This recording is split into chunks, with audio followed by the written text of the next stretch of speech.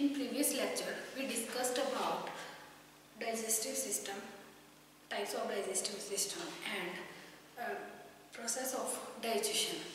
In this lecture, we will discuss about some diseases of digestive system. हम क्या पढ़ेंगे? Diseases of digestive system के बारे में पढ़ेंगे. ये कुछ एक डिसीज हैं जो हम डिटेल्स में पढ़ेंगे.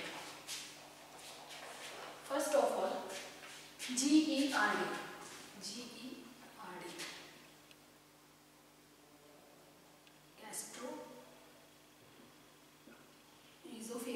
Esophageal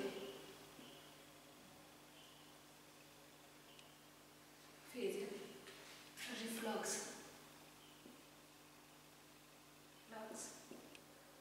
disease.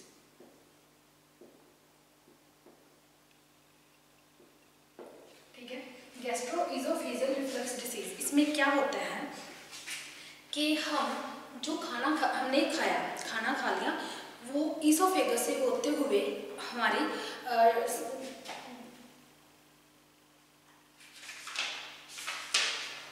स्टमक में चला गया.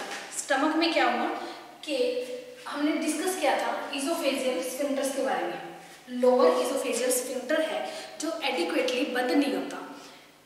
खाना गया स्टमक में, ईसोफेजियल स्फिंक्टर है वो क्लोज नहीं हुआ अच्छी तरह से.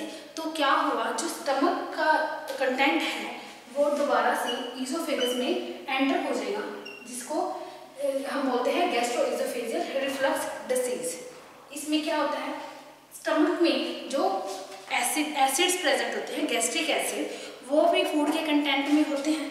फूड के कंटेंट में जो भी जूसेस प्रेजेंट होते हैं वो ईसोफेगस में एंटर किया, जिससे क्या होगा, ईसोफेजियल जो वॉल्स हैं वो इरिटेट होंगी, जिससे हमें एक बर्निंग सेंसेशन फील होएगी, जिसको हम बोलते हैं हार्ट बर्न. ठीक है, तो ये है गैस्ट्रोइजोफेजियल डिसीज. तो इस कंडीशन को हम बोलते हैं गैस्ट्रोइजोफेजियल डिसीज. इसमें क्या है कि हम कुछ एक फूड हैं जो एसिड को सिक्रीट करने में हेल्प करते हैं, तो उनकी हम कंजप्शन को कम कर देंगे, तो उससे क्या होगा, ये डिसीज पे हम काबू पा सकते हैं. मतलब कि कुछ हद तक इस डिसीज को हम रोक सकते हैं. जो कि फूड प्रोडक्ट्स हैं, जो कॉफ़ी, टोबैको,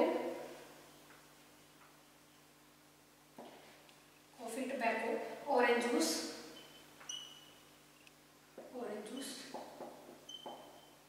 लेमन एक्सेट्रा. ये चीजें हैं जो HCl को इंड्यूस करने में हेल्प करती हैं. तो इनकी कंजप्शन को हम लो कर देंगे, तो जिससे क्या होगा, ये एसिड बनना कम हो जाएगा, और जिससे हमें कुछ हद तक इस डिसीज से रिलीफ मिलेगी.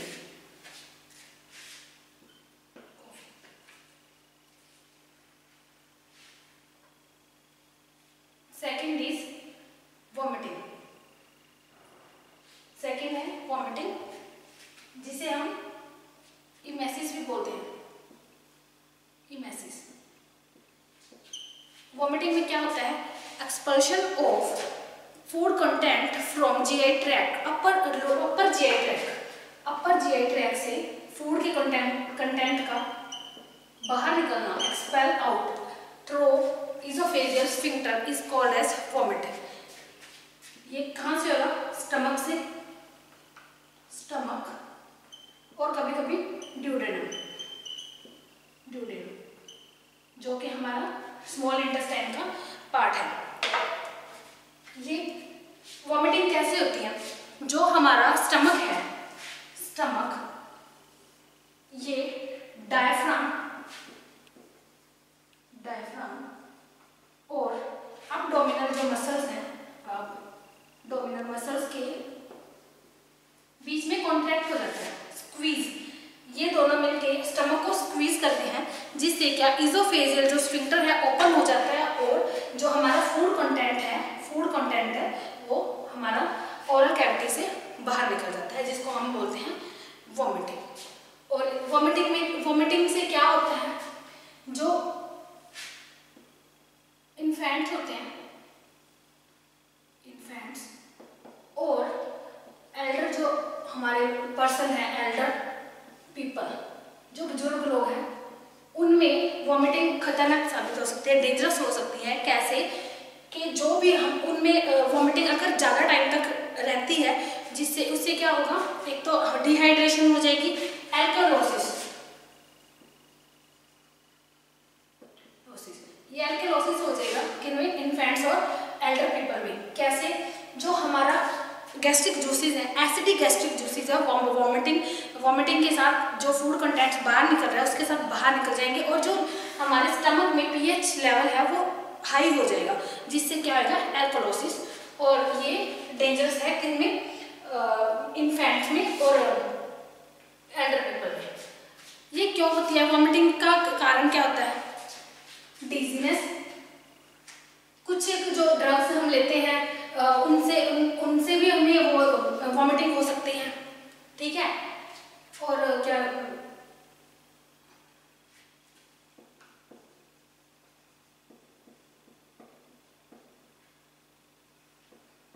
तो दैट्स ऑल अबाउट वॉमिटिंग।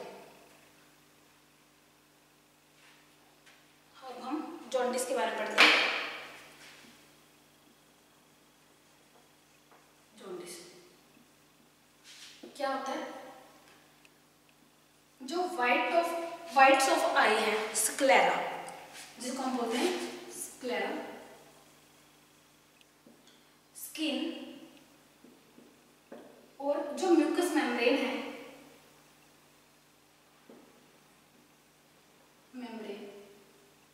उनका येलोइश होना क्या होता है, जॉन्डिस। वो येलो कलर के हो जाते हैं, जो कॉज होता है जॉन्डिस, जिसको हम जॉन्डिस कहते हैं। ये क्यों होता है, जॉन्डिस क्यों होता है, एक बिलीरुबिन कंटेंट है, बिलीरुबिन, ये बनना स्टार्ट हो जाता है, ये येलो कलर का होता है, इसलिए ये येलोइश कलर, स्किन और आईज जो है येलो कलर में कन्वर्ट हो जाती है। बिलीरुबिन कैसे बनता है, फॉर्म कैसे होता है, एज्ड जो रेड ब्लड सेल्स हैं, रेड ब्लड सेल्स जो भी होती हैं, उनका एक हीम पिगमेंट होता है, ब्लड सेल में एक हीम पिगमेंट होता है, हीम पिगमेंट ब्रेक डाउन होके बिलीरुबिन बनता है, ये प्रोड्यूस हो गया। अब बिलीरुबिन जो है लीवर में ट्रांसफर होगा, लीवर में ट्रांसफर होकर वहां पे इसकी प्रोसेसिंग होगी, जो कि इंटो बाइल में कन्वर्ट हो जाता है,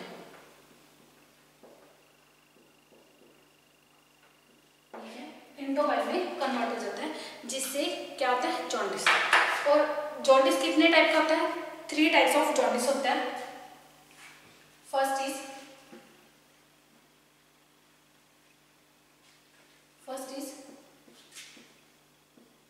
pre hepatic jaundice,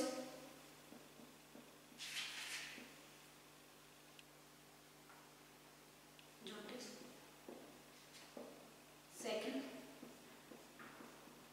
hepatic jaundice,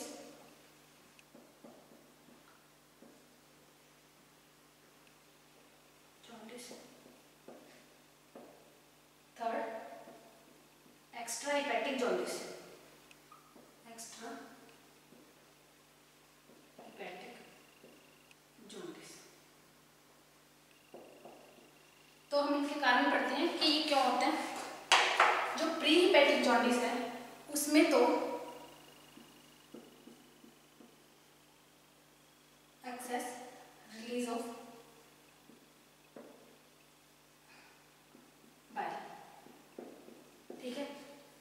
और हिपैटिक जॉन्डिस का क्या कारण होता है, या तो हमें कोई लीवर की डिसीज है, एनी लीवर डिसीज है, या फिर लीवर सिरोसिस है,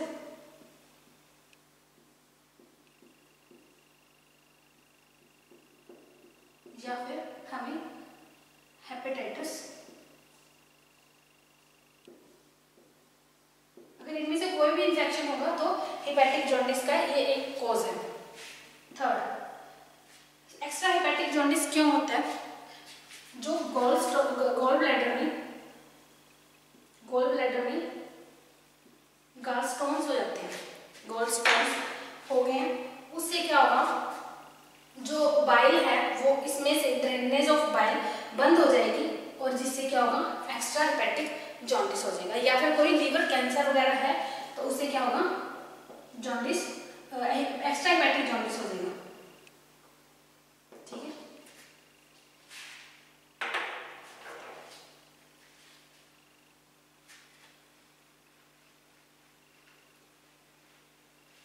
अब हम पढ़ेंगे पेप्टिक अल्सर्स के बारे में।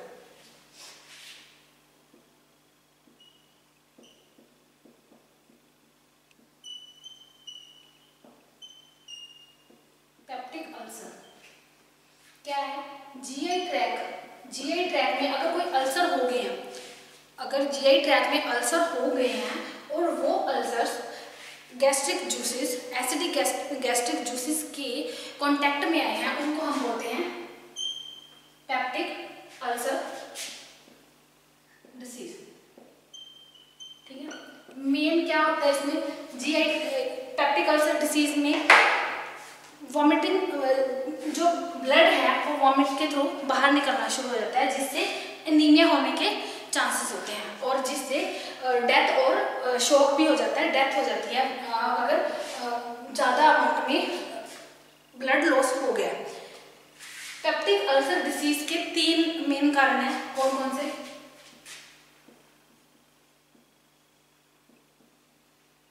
हेलिकोबैक्टर पायरी, हेलिकोबैक्टर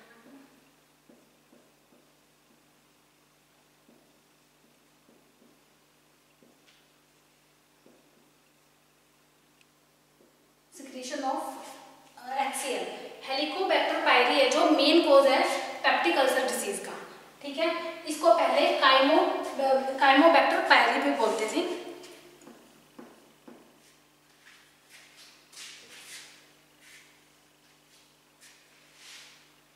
ये हेलिकोबैक्टर पायरी है जो बैक्टीरियम, ये क्या करता है, यूरिएज एक एंजाइम को सिक्रीट करता है, एंजाइम को सिक्रीट करता है, जिससे क्या होता है, यूरिया जो है, urea amino acid ammonia plus carbon dioxide में ब्रेक डाउन हो जाती है। ठीक है, यूरिया जो है अमोनिया और कार्बन डाइऑक्साइड में ब्रेक डाउन हो जाती है।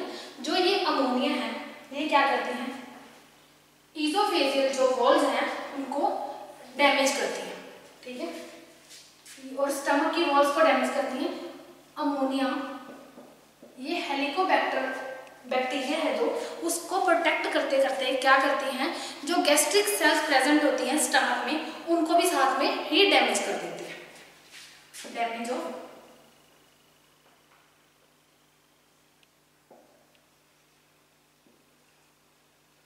गैस्ट्रिक सेल्स एंड म्यूकोसल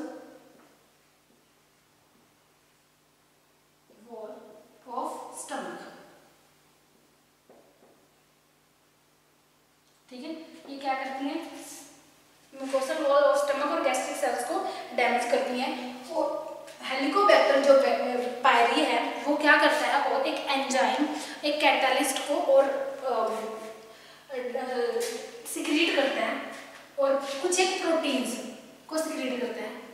ये प्रोटीन्स क्या करते हैं, एडहेसिव प्रोटीन होते हैं, ये एडहेसिव प्रोटीन जो कि क्या करती हैं, हेलिकोबैक्टर बैक्टीरिया है जो उसको गैस्ट्रिक सेल के साथ एडहेयर करने में हेल्प करते हैं, जिससे क्या होता है, वो गैस्ट्रिक सेल्स को डिस्ट्रॉय कर देते हैं।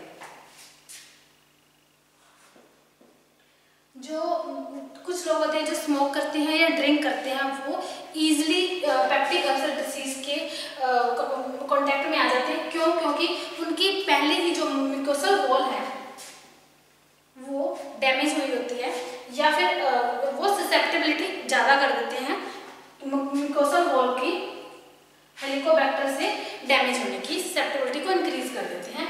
इसकी वजह से जो स्मोकर्स हैं या फिर जो ड्रिंकर्स हैं उनको कहा जाता है कि भी आप स्मोक या फिर ड्रिंक ना करें। पेप्टिक अल्सर डिसीज में, जो जिनको पेप्टिक अल्सर डिसीज होती है उनको। एक रह गया गॉल स्टोन, ये हमारे डिसीज रह गए हैं। गॉल ब्लैडर में जो स्टोन्स हो जाते हैं उनको कहते हैं गॉल स्टोन। ये कैसे होते हैं? जो बाइल हमारा स्मॉल इंटेस्टाइन, जो बाइल हमारा लीवर से आ रहा था और कॉन्सेंट्रेट हो रहा था कहाँ पर? गॉल ब्लैडर में। अब वो क्या है? बाइल तो है, इसमें इनसफिशिएंट सॉल्ट है या एक्सेस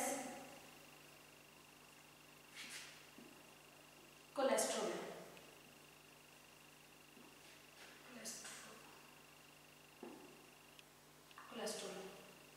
ठीक है, या तो इनसफिशिएंट सॉल्ट है या एक्सेस में कोलेस्ट्रॉल है।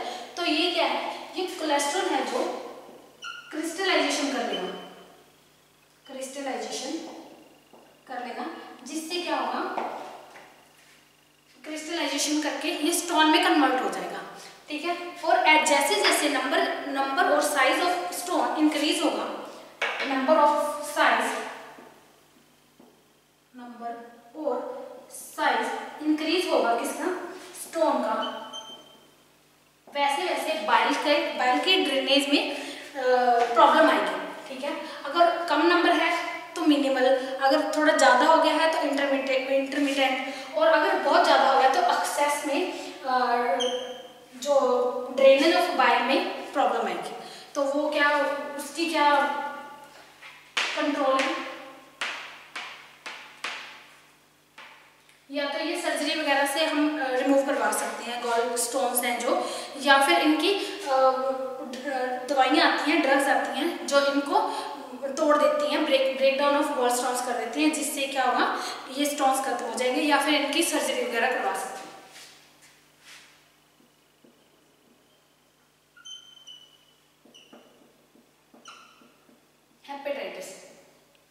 हेपेटाइटिस क्या है? इन्फेक्शन ऑफ लीवर, मेनली क्या है?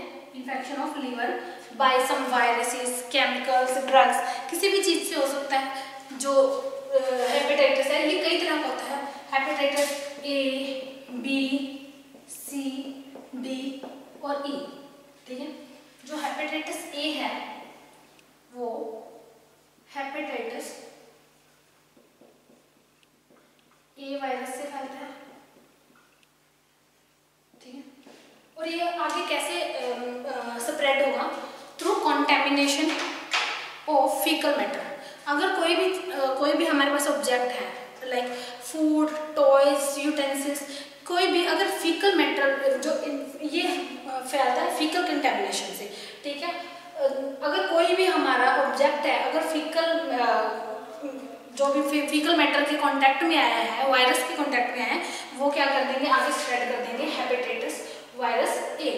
ये जो है इसका मोर्टेलिटी रेट हाई नहीं है, ये ना ही लीवर सिरोसिस करता है, कुछ एक हफ्तों में हेपेटाइटिस ए जो है ठीक हो जाता है। लीवर कैंसर और liver cirrhosis hepatitis virus A नहीं करता है। और बी, हेपेटाइटिस बी,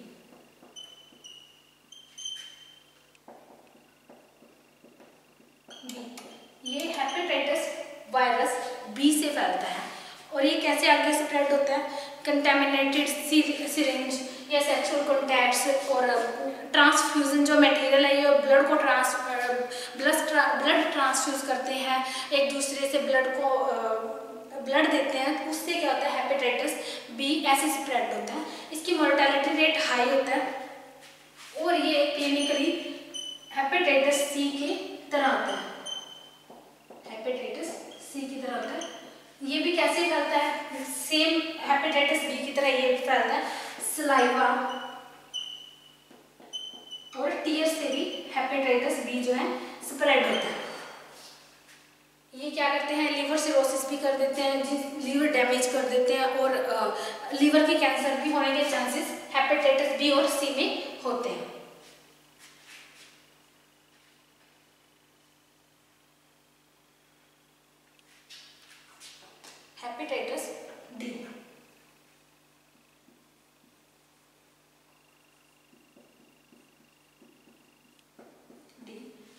जो हेपेटाइटिस डी है वो हेपेटाइटिस डी वायरस की वजह से फैलता है। ये भी सिरिंजेस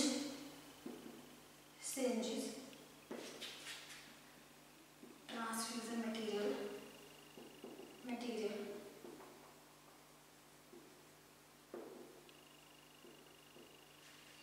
सेक्सुअल कॉन्टैक्ट से फैलते हैं, ठीक है।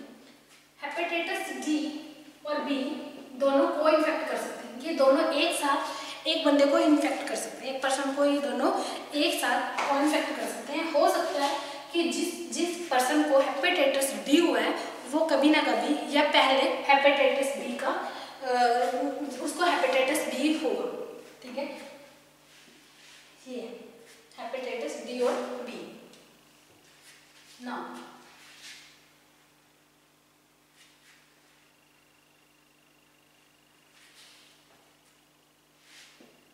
Hepatitis E.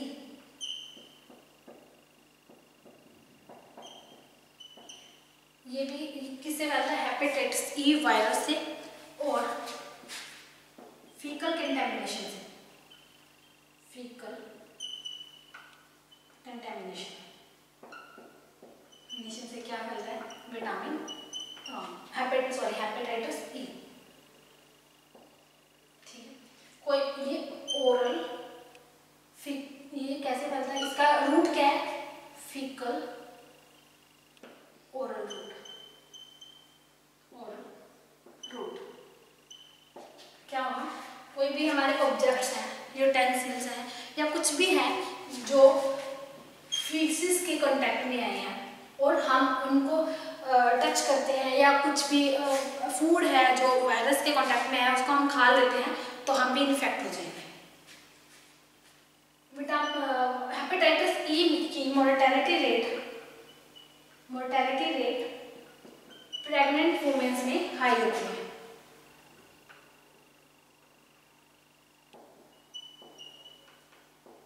प्रेग्नेंट वुमेन्स में मोर्टेलिटी रेट हेपेटाइटिस ई का हाई होता है और ये सब क्या करते हैं? लीवर को इफेक्ट करते हैं। इनडायरेक्ट और डायरेक्ट हेपेटाइटिस जो जितने भी टाइप्स हैं हेपेटाइटिस के वो क्या करते हैं? हमारे लीवर को इफेक्ट करते हैं। लीवर को या तो डैमेज कर देंगे या फिर लीवर सिरोसिस कर देंगे, लीवर कैंसर कर देंगे, कुछ ना कुछ जो है लीवर को इफेक्ट करते हैं। That's all for this diseases. हमने सारे डिसीजेस पढ़ ली हैं। Gastroesophageal reflux disease, vomiting, jaundice, yellowing of sclera और स्किन बिलीरुबिन जो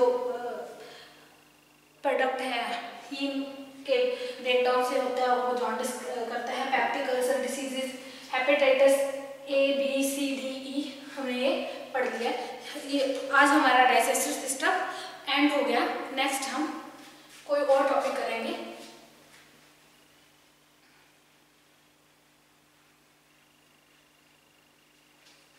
थैंक यू सो मच।